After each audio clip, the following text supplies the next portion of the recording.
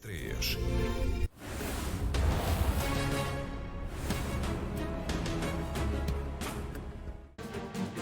Boa noite e bem-vindos a mais um debate na SIC entre candidatos às legislativas do próximo dia 30, hoje com os presidentes do PSD e da Iniciativa Liberal, Rui Rio e João Coutinho da Figueiredo, dois líderes que convergem em muitos dos objetivos, mas não no caminho para os concretizar. Muito boa noite a ambos, João Coutinho Figueiredo, muito boa noite Rui Rio, mais uma vez, bem-vindo. Eu começaria por si, porque tem aqui à frente de si um homem de um partido que tem vindo, aparentemente, a cativar muito do eleitorado de direita e de centro-direita, no caso do CDS e do PSD. Quer dizer-lhe, ou dizer pelo menos aos seus eleitores, porque é que ainda vale votar no tradicional PSD e não pulverizar os votos com a Iniciativa Liberal? Boa noite aos dois, porque efetivamente há muitos pontos de convergência entre o PSD e a IEL, mas há também pontos de divergência. E a IEL, tal como o nome indica, é liberal, nós somos sociais-democratas e, portanto, são situações completamente diferentes em termos do modelo de sociedade. Agora, nós neste momento temos tanto socialismo em cima de nós, tanto Estado em cima de nós, que a convergência não é difícil. Agora, o problema é que no trajeto que vamos fazer, chegaríamos a uma dada altura e aí é que íamos divergir, porque a Iniciativa Liberal ia querer mais do que nós, menos Estado ainda, tem diversas propostas que vão nesse sentido, e nós temos o Estado como um elemento fundamental, regulador da sociedade. Agora não, quando a despesa pública representa quase 50% do produto, quando a carga fiscal representa 35% ou 36% do produto, quando estamos nesse patamar, não é difícil nós entendermos quanto a algumas coisas, como é evidente. E iremos perceber em que agora não podemos áreas. Ir tão longe. Em que áreas? Mas João Coutinho Figueiredo, um é social-democrata, o outro é liberal, as diferenças são assim tantas e tão estruturais que consigam esclarecer um eleitor que neste momento não saiba em quem votar. O que é que lhes gostaria de dizer? Boa noite, Clara de Sousa. Boa noite, Rui Rio. Eu gosto de estar aqui e ter mais uma oportunidade para explicar porque é que o liberalismo funciona e faz falta. E gostei muito de ouvir esta primeira intervenção do Dr. Rui Rio, porque, de facto, do ponto de vista dos diagnósticos, coincidimos muitas vezes. E já não é a primeira vez que eu digo isto e que noto isto, mas também já não é a primeira vez que tenho que dizer que concordamos no diagnóstico e depois não é só no caminho que divergimos, é na falta de um sentido de urgência e de pressa que noto na parte do PSD e que me faz impressão, dado o diagnóstico que fazemos ambos, de que temos demasiado socialismo, demasiado Estado e que algo tem que mudar e mudar depressa e, do nosso ponto de vista, de uma forma mais radical. E aqui a pressa não é má conselheira? Não, pelo contrário. A pressa é aquilo que que nos pode levar a sair desta situação que temos de estagnação há mais de 20 anos. As pessoas têm que perceber o seguinte. Numa sociedade como a portuguesa, a posição que o PSD assume pode conduzir a uma espécie de alternância, mas não conduz a uma alternativa verdadeira. Portanto, quando tivemos 2 anos e pouco de uma legislatura, que é interrompida, em que o PSD fez aquilo que eu posso chamar uma oposição intermitente, e numa campanha eleitoral em que é consensual que o Dr. Rui Rio está a fazer uma campanha prudente, tentando não desagradar a ninguém, é evidente que falta um certo rasgo, falta ambição, falta a tal pressa. E falta até, permita que lhe diga, a coragem que o Rui Rio já exibiu noutras circunstâncias da sua vida política. E é isso que nós queremos trazer, porque há coisas que temos que fazer e temos que fazer rapidamente. Porque o PSD mexe na saúde, mas mexe pouquinho, mexe nos impostos, mas mexe pouquinho. Já iremos desenvolver. E, no entanto, diz que ele daria um bom primeiro-ministro, disse-o no debate com Francisco Rodrigues Santos. Não disse só isso, tenho que dizer o resto da frase. Então, faça favor de acrescentar. Dá um bom primeiro-ministro se o fosse com base num programa com suficiente cariz liberal e com alguém que estivesse junto dele que o mantivesse com determinação e coragem para levar a cabo todas as reformas que o partido efetivamente precisa. Ou seja, seria um bom primeiro-ministro se tivesse a Iniciativa Liberal a seu lado. Como é que olha para esta espécie de elogio? Nós convergimos em descer o IRS, por exemplo, e convergimos em descer o IRC. Simplesmente, por exemplo, a forma de descer o IRS. Nós mantemos, digamos assim, o modelo do IRS, com as taxas progressivas, mas a IEL quer introduzir uma taxa única em 2 passos.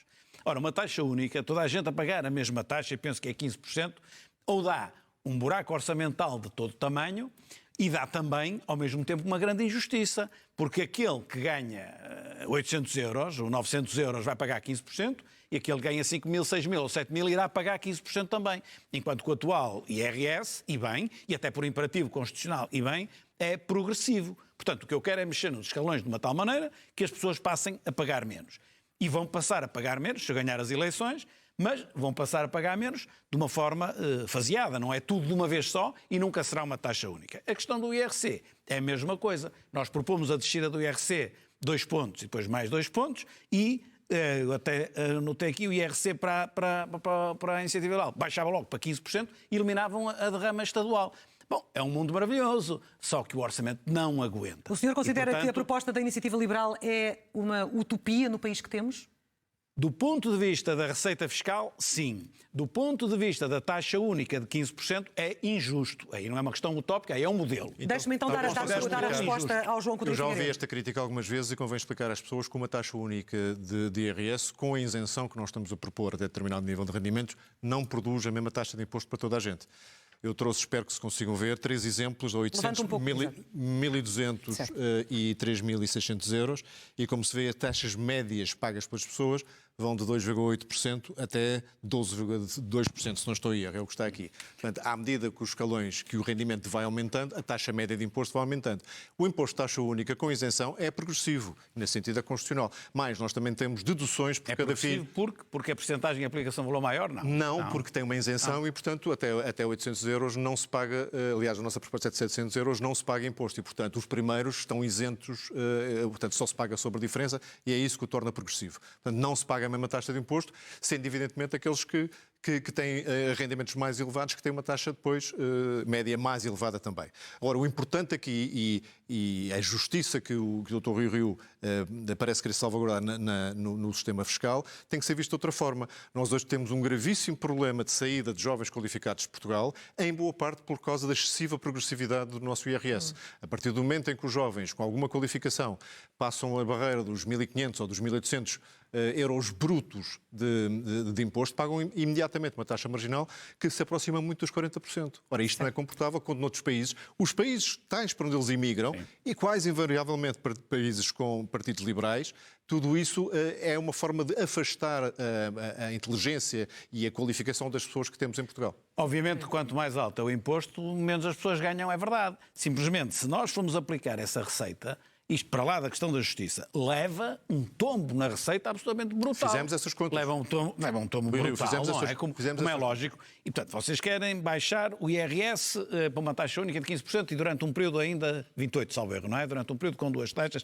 segundo eu li. Pois querem reduzir o IRC em 15 pontos percentuais, o que dá 50% da receita de IRC. A receita do IRC é à volta de 5 mil milhões, daria numa conta linear 2,5, admito que seja menos, porque também há menos fuga, admito perfeitamente que seja menos, e por isso nós também queremos baixar o IRC e fazemos-lo à cabeça, precisamente porque são as empresas que criam um emprego e que pagam os melhores salários que todos queremos, portanto, é pela produção que começamos, não é pelo consumo, o IRS vai depois facilitar o consumo, mas isso é o que nós pretendemos. Agora, com moderação, porque se nós fazemos isso à escala que a IEL propõe, é o descalabro orçamental, isso não pode ser, e estamos ainda para já só na parte fiscal. Quero tranquilizar. Mas fez as contas? Fizemos as contas e quero tranquilizar o Dr. Rui Rio, os nossos espectadores, que somos responsáveis nessas propostas fiscais. Acreditamos convictamente que elas produzem crescimento económico. Está a dizer, mas então, como é que isto se paga? A nossa proposta neste momento de 2 taxas, a caminho da tal taxa única que gostaríamos de ver um dia implementada em Portugal, custa cerca de 2 mil milhões de euros de receita fiscal de IRS. Produz crescimento económico para além do que temos hoje, senão não estaríamos a advogar. Acreditamos mesmo que é uma forma não só de aumentar imediatamente os salários líquidos, mas também uma forma de aumentar crescimento económico. As pessoas não têm noção, mas por cada 1,5 ponto de crescimento económico que tivemos a mais, temos quase 1.000 milhões de euros de receita a mais com a atual carga fiscal. Portanto, só o crescimento económico paga metade deste custo. E o resto, as pessoas não se podem esquecer que o Orçamento de Estado tem 91 mil milhões de euros de despesa todos os anos. 1% de poupança neste valor paga a outra metade. E ainda não estão a entrar no dinheiro que está desperdiçado na TAP, nas receitas que podemos ter com privatizações e na racionalização de serviços públicos, que também está no nosso programa, que seja na saúde, sim, seja na educação. Portanto, é comportável, se acreditarmos, como a Iniciativa Liberal acredita, que uma redução fiscal produz crescimento. E as pessoas precisam de crescimento para terem melhores salários, sim, e para não terem que emigrar. É um crescimento, sim, assim tão imediato que não coloque o país em maus lençóis a nível obviamente, uma redução dos impostos produz crescimento. Aí estamos. Acredito nisso perfeitamente, por isso é que nós propomos a redução dos impostos. Mas o senhor tem vários Cs. Não, tenho um se só tenho, relativamente à Iniciativa Liberal, tem muitos se, mas relativamente àquilo que é a nossa proposta, tenho o se que é transversal a todos. mesmo a proposta da Iniciativa Liberal, é num padrão de normalidade. Nós, num padrão de normalidade, propomos isto. Se isto houver uma anormalidade qualquer, obviamente não pode ser a mesma coisa. Isto é evidente para todos. Por amor de Deus, temos de ser honestos. Agora, o crescimento do PIB nominal, nós entendemos que quando chegarmos a 2026 temos 17,3 mil milhões de euros de receita adicional por força do crescimento económico. E agora temos de dar um destino a isso. Nós, com a redução de impostos que estamos a fazer, damos um destino de 11,5% disso, 2 mil milhões de euros. Mas depois damos o dobro disso para a redução do déficit, porque é absolutamente fundamental com o déficit, com o endividamento que nós temos. E depois damos 65,5%, que é o aumento nominal da despesa, que tem de ser, porque senão nós não conseguimos, nós devemos cortar o peso da despesa no produto, não é? Sim, seguramente, e temos isso programado. Não podemos esperar que isso aconteça de rompante, porque senão os serviços públicos vão à falência, quer dizer, não é vão à falência, funcionam ainda pior, os funcionários públicos não têm aumentos, os pensionistas não têm aumentos. Há aqui uma outra diferença. Isto é para fazer devagar. O PSD anunciou recentemente que dá preferência ao IRC versus ao IRS. Os 2 primeiros anos IRC e depois o IRS. Exatamente. Acho que para as famílias portuguesas era muito importante dar um sinal que, desde já, o IRS tem que começar a dar sinais de desagravamento. E a taxa única não é uma bizarria. E a taxa única, ou o caminho para a taxa única, produz, de facto, salários líquidos superiores a todos os portugueses. As nossas contas estão feitas para que ninguém pague mais imposto. Todos pagam menos imposto. Sem comprometer o déficit. Na Europa, aqui não se vê, Portugal está aqui com 7 escalões e há partidos que querem pôr a 9 escalões. Não há tantos escalões de IRS na Europa em lado nenhum. E nós gostaríamos de pôr do lado esquerdo, com 1 ou 2 escalões. Há 11 países nesta situação, não é propriamente uma aventura radical. E que países são esses, João Coutinho Figueiredo, que nós não conseguimos ver? Estónia, República Checa, Roménia, Hungria, Bulgária, Suécia, Polónia, Lituânia, alguns Holanda, dos países Irlanda, que nos ultrapassaram Eslováquia, nos últimos anos. Diga? Alguns dos países que nos ultrapassaram nos últimos anos. Sim, uma boa parte deles nos ultrapassaram, exatamente. E repare, não estou a fazer a demagogia simples de dizer é o sistema fiscal que produz todo o crescimento. Há muitas outras coisas, que também propomos no nosso programa, que podem ser adoptados, porque a capacidade empreendedora e realizadora das pessoas e a sua energia criativa não está a ser aproveitada e não é só por causa dos impostos. Há muita coisa Há muito mais. Rui Rio, neste campo vamos avançar, até porque há mais matérias que eu gostaria que debatessem neste frente a frente, porque de facto querem menos Estado na economia, mas têm algumas divergências de fundo. Ambos querem a privatização da TAP. Ficámos a saber que no seu programa não se fala disto, mas o senhor assumiu isto num debate com o Francisco Rodrigues. O que é que mudou? Olha, evoluiu? Alterou? Não, eu relativamente à TAP disse sempre a mesma coisa. Mas não o tem no programa, plasmado. Sim, pronto, mas quer dizer, é aquilo que eu tenho dito desde sempre. O senhor no programa diz que é um programa de reestruturação empresarial à semelhança do modelo adotado na Caixa. Só há uma divergência relativamente na TAP, há uma divergência relativamente à IEL, porque a IEL diz nem mais um tostão para a TAP. E eu não posso dizer isso, ou não devo dizer isso, por uma razão muito simples.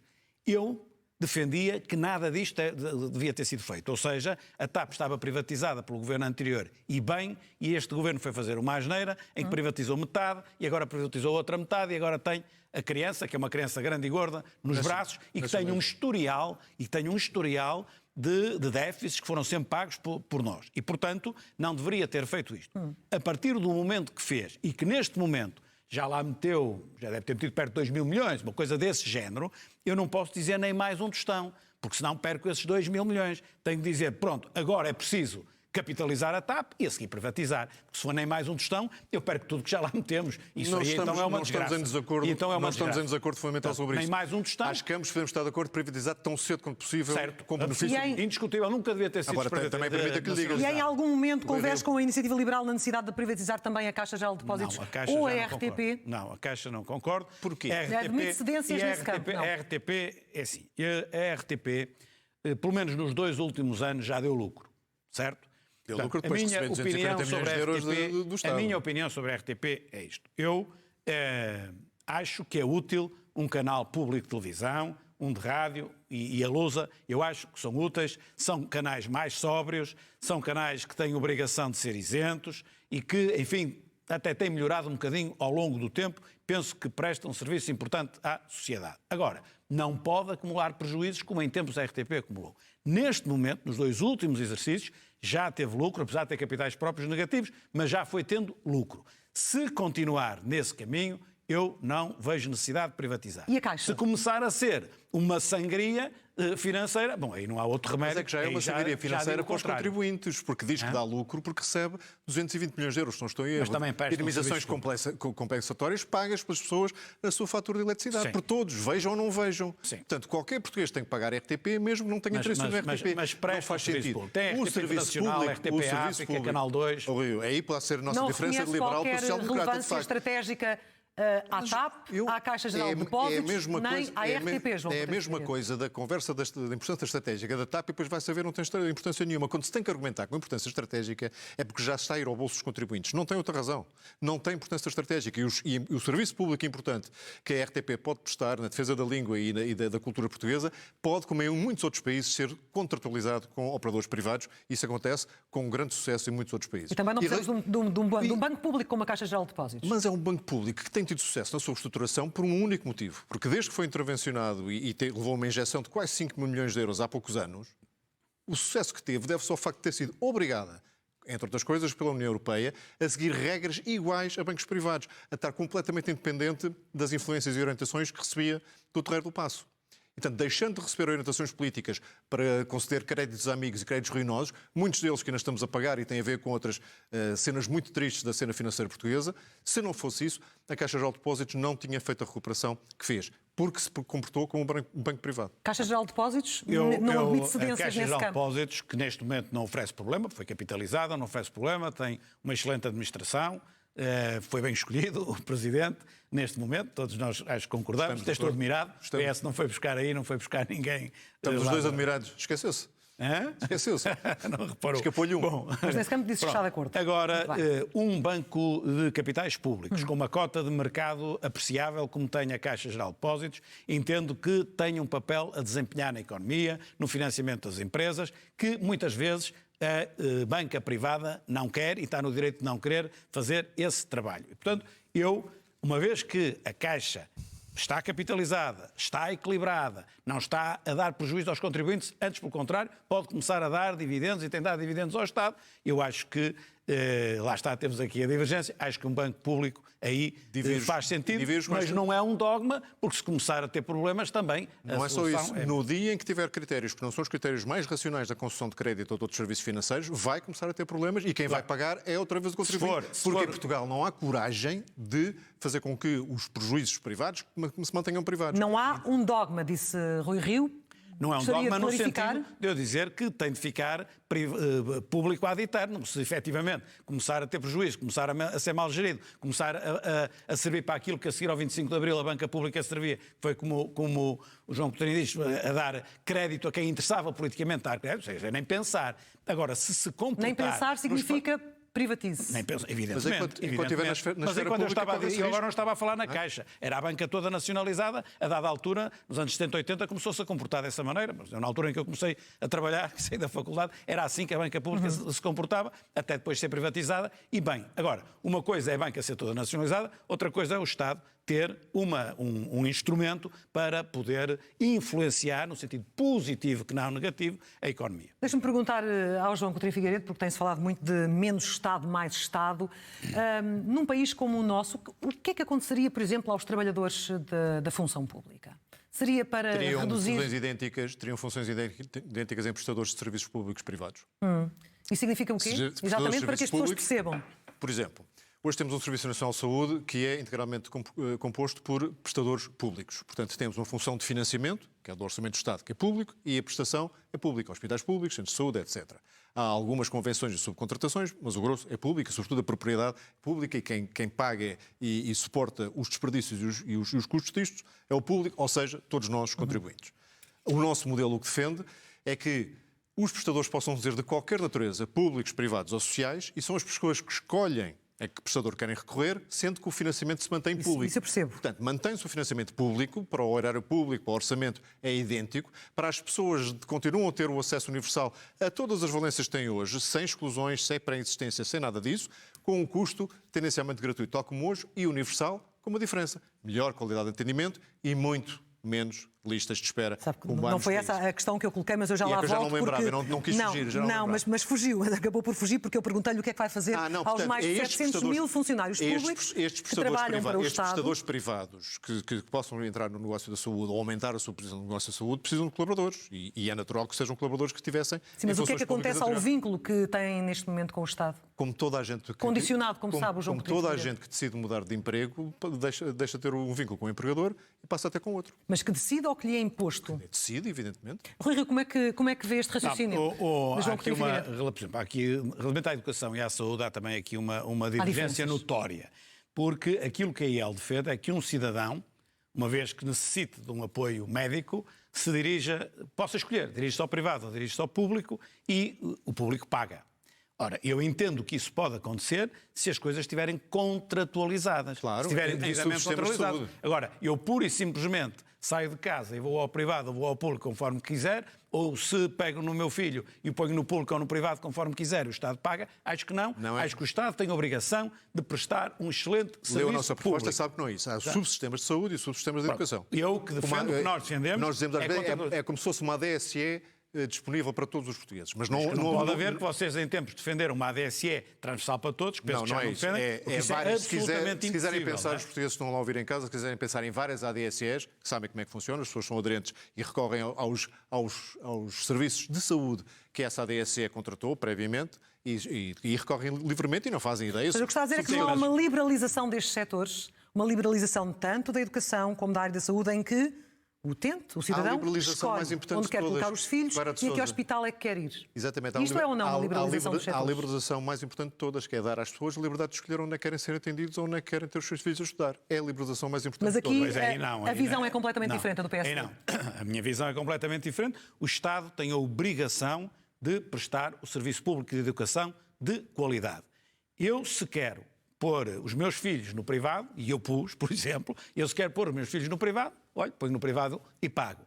Dir-me-á assim, bom, e porquê é que não pôs no público? Porque, efetivamente, considero que o público não dá a garantia de qualidade que devia dar. E tem de dar essa garantia de qualidade. É esse o problema. Nos hospitais, é a mesma coisa. Nós temos de ter um Serviço Nacional de Saúde capaz de responder. Percebemos que, pelas dificuldades neste momento, é impossível, só com os hospitais públicos, prestar esse serviço. Degradou-se tudo, como nós sabemos, as listas de espera, nos cuidados de saúde primários no ao médico de família, tudo isso, sabemos isso tudo. Então, estando capacidade instalada no setor social e no setor privado, vamos nós, Estado, contratualizar com eles, fazendo, e eu não tenho medo da palavra, um negócio, porque o negócio é quando ganham os dois. O privado ganha, pois mal fora se o privado vinha para perder dinheiro. E nós ganhamos, pois, porque conseguimos prestar um serviço melhor e mais barato. Se assim for, porque é que não havemos de contratualizar com o privado quando a capacidade instalada pública não chega e há capacidade instalada no privado? Portanto, não há liberdade de escolha no modelo defendido pelo PSD. Agora, em termos públicos, não há liberdade de escolha. Há isto, eu vou a um privado... Posso ir a um privado, na minha zona, digamos assim, porque ele está contratualizado, está a prestar um serviço público. Aí eu vou ao privado. Caso contrário, só se tiver um seguro. Na questão da liberdade de escolha, João Coutinho Figueiredo, o Estado paga baixas de impostos, paga a opção que as pessoas decidem na hora. E a questão é, num país pequeno como Portugal, com a dívida que nós temos, como é que isto é possível? Como é que condiciona estas despesas? A partir do princípio que é mais caro. Quando a probabilidade de ser mais barato ou ser o preço idêntico é enorme. Porquê? Soubemos há poucos meses que o Sr. Ministro da Educação diz que o custo médio de um aluno no ensino público secundário são 6.200 euros por ano. Quantas escolas particulares é que cobram 6.200 euros de propinas? Eu digo-lhe, muito poucas. Portanto, se isto fosse verdade, é um número que eu imagino que esteja mal calculado, mas se isto fosse verdade, o Estado, ao pagar a frequência de colégios privados a muitas das crianças de Portugal, estaria a poupar dinheiro. Não é isso que eu estou a dizer, porque, como digo, desconfio das contas. Sim. O que estou a dizer é o seguinte, o que é importante, porque está a dar cabo do elevador social que a educação devia ser, o que está a dar cabo disso é a obrigatoriedade de alguém, só porque nasceu em determinado código postal ou reside em determinado código postal, ter que ir para aquela escola e, se não tiver dinheiro e se não tiver posse na sua família, está obrigado a ir para aquela escola, independentemente de gostar da qualidade do ensino, do currículo que ele oferece, da autonomia curricular que tem. Não pode ser. Isto está a limitar o crescimento de dezenas de milhares de jovens em Portugal e está a eternizar um ciclo de pobreza, isto sim, eterniza um ciclo de pobreza que temos que romper. O problema, pois este raciocínio está bem, o problema é que depois a escola pública tem de se manter. E, portanto, se depois a família mete o filho sempre no privado, porque o privado é melhor, nós temos os gastos na escola pública, a escola pública degrada-se cada vez mais e temos os gastos na mesma. O que está a dizer só há uma solução, a escola pública ter qualidade, uma qualidade que não tem. O que está a dizer não faz sentido nenhum, quer dizer, porque tivemos a errar durante não sei quantos anos a construir um parque escolar e um sistema educativo que presta mau serviço, agora para não perder dinheiro com isso, não vamos criar um bom... Mas a escola pública não tem que prestar mau serviço, pode e deve prestar bom serviço. Aí é que se calhar divergimos. Não vai modelar isto pelo Tiago. Em minha opinião, só presta um bom serviço. Em minha opinião, só presta um bom serviço se estiver num regime de concorrência que os obriga a melhorar. Tudo bem. Pronto, mas para ter concorrência eu tenho que poder escolher. Está bem, mas aí tem de ter o público, o gestor público, a exigir às escolas privadas o mesmo nível de qualidade que os privados conseguem. Nós também temos de fazer aí um desconto. Porque uma coisa é o colégio privado, que leva miúdos e miúdas de um extrato social mais elevado, onde tudo é mais simples, e a escola pública leva com tudo que é mais difícil. E mas há imenso talento e imensa qualidade de expressão. Exatamente. Nós também, é muito simples no privado, no público é mais difícil. Também temos de ver isso. Agora, é obrigação do Estado, nem passa pela cabeça, que não se esforce por apresentar um ensino público de qualidade e uma saúde pública de qualidade. O seu tempo terminou, Rui Rio. Termino também consigo agora, João Coutinho Figueiredo, para uma mensagem final. Eu sei que não sei se já queria passar alguma mensagem nesta questão da educação ou noutra. Respeitando as diferenças que temos tido e a vontade de que temos de construir algo diferente ao socialismo que tem gerido, eu queria talvez explicar de uma forma gráfica às pessoas o que é que estamos aqui a falar. Portugal está numa espécie de corrida, e está mesmo, corrida de desenvolvimento com os outros países europeus.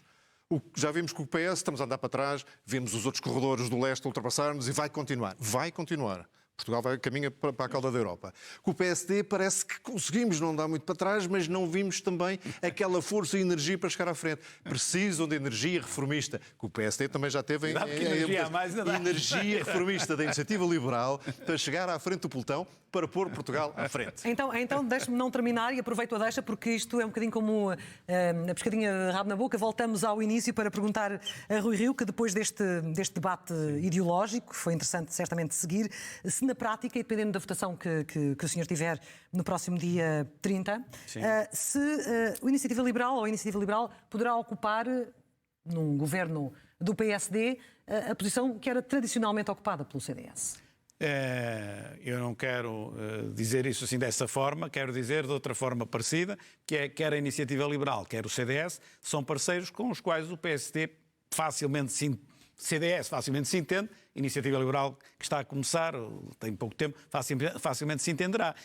Agora, para isso também é preciso, primeiro, que eu ganhe as eleições para ser indicado Primeiro-Ministro e que a direita tenha votos suficientes para fazer pelo menos 116. E que cheguem a algum consenso. E está disponível o João Coutinho Figueiredo para poder vir a ser, quem sabe, o número 2 de Rui Rio? Eu, em termos pessoais, não vou comentar. Estou disponível para construir uma alternativa ao socialismo que nos tem desgovernado. E citando um tweet que eu vi recentemente, e para garantir que um voto dado no Rio não vai parar ao Costa. Construir uma alternativa é apenas a nível de incidência parlamentar ou mais do que isso, João? Não fazemos questão, ao contrário de outros, de lugares. Nunca nos batemos por cargos. Não, o que nos interessa são as ideias. É evidente que a confiança e a determinação das pessoas que levam essas ideias à prática conta, também não nos pomos fora dessa responsabilidade, mas o essencial é que Portugal tenha finalmente um conjunto de políticas liberais que possa produzir crescimento. Esperamos que um voto na IEL não ponha António Costa a Primeiro-Ministro. Não põe, mais depressa põe no PSD.